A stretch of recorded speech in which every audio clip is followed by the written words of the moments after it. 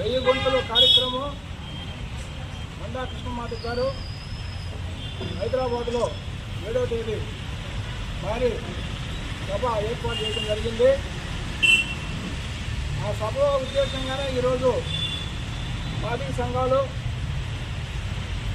అదేవిధంగా అన్ని సంఘాల్లో ఉండే మాదిగ నాయకులు, అదేవిధంగా పార్టీలకు అనుబంధమైన అన్ని పార్టీలో ఉండే మాదిగ నాయకులు కూడా ఈరోజు అందరూ కూడా లక్ష డప్పులు వెయ్యి గొంతులు అనే కార్యక్రమానికి జిల్లాలో ఉండే మాదిగలందరూ లక్షలాదిగా తరలి వచ్చి హైదరాబాద్లో జరగబోయే లక్ష డప్పులు వెయ్యి గొంతుల కార్యక్రమాన్ని విజయవంతం చేయడానికి ఈరోజు ఈ ప్రోగ్రాం ఏర్పాటు చేయడం జరిగింది.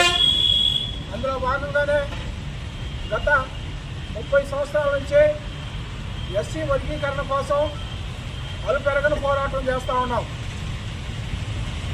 ఎస్సీ వర్గీకరణ కోసం 30 సంవత్సరాల నుంచి మాదిగ కుటుంబాలు, మాదిగ యువకులు, మాదిగ స్టూడెంట్లు, మాదిగ ఉద్యోగస్తులు, మాదిగ మహిళలు అందరూ కూడా ఈ ఉద్యమంలో పాలుపంచుకొని, మాదిగ కుటుంబాలైతే ఉద్యమం స్టార్ట్ అయిన కొత్తల్లో ఎంతో మంది జైలు పాలయ్యి ఎన్నో కుటుంబాలు మాదిగలు అమరవీరులు కూడా పెట్రోల్ పోసుకొని తగలబెట్టుకున్న సందర్భాలు కూడా ఎన్నో ఉన్నాయి.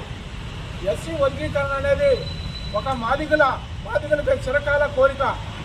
ఆ ఎస్సీ వర్గీకరణ లేకపోతే మాదిగలకు భవిష్యత్తు లేదనేది మాదిగ యువకుల్లో, మాదిగ స్టూడెంట్లు, మాదిగ ఉద్యోగస్తులు అందరూ కూడా తెలిసిన సందర్భం అనేది. అందువలన ఎస్సీ వర్గీకరణ జరగాలంటే గత ఆగస్టు 1వ తేదీ సుప్రీంకోర్టు ఎస్సీ వర్గీకరణని ఏ రాష్ట్రాల పరిధిలో ఆ రాష్ట్రాలు చేసుకోవచ్చు అనే విధంగా సుప్రీంకోర్టు ఒక సంచలనాత్మకమైన తీర్పు ఇవ్వడం జరిగింది.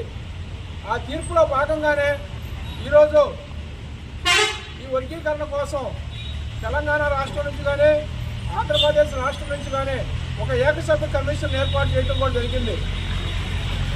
ఆ కమిషన్లో కూడా అన్ని జిల్లాలు తిరిగి అన్ని మాదిగల అభిప్రాయాలు, ఎస్సీ మాలల అభిప్రాయాలు, అన్ని అభిప్రాయాలు కూడా తీసుకొని ఈరోజు తెలంగాణలో అయితే ఏకసభ్య కమిషను నివేదిక పూర్తిగా అయ్యి రేపు 4వ తేదీ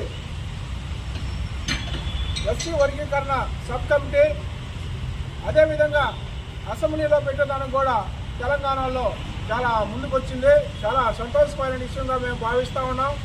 అదేవిధంగా ఏపీలో కూడా ఒక జిల్లా యూనిట్ కాకుండా రాష్ట్ర యూనిట్గా తీసుకొని